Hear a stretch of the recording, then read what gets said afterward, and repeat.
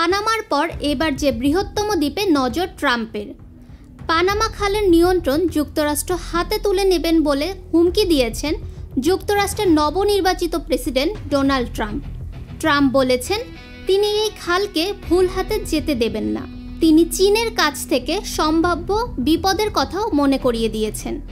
Panama ফেরত পাওয়ার পর এবার গ্রিনল্যান্ড কিনে নিয়ন্ত্রণ করার ইচ্ছা প্রকাশ করলেন ট্রাম্প।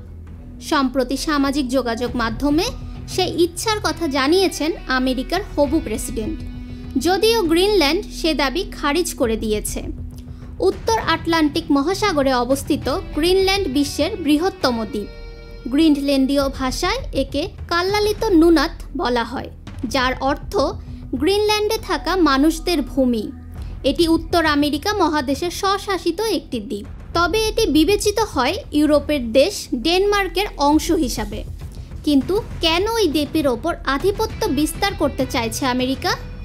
নিজের সামাজিক মাধ্যমে ট্রুথ সোশ্যালে ট্রাম্প লিখেছেন, এ বিশ্বের নিরাপত্তা এবং স্বাধীনতার স্বার্থে আমেরিকা মনে করে যে গ্রিনল্যান্ডের মালিকানা এবং নিয়ন্ত্রণ এই মুহূর্তে অত্যাবশ্যক।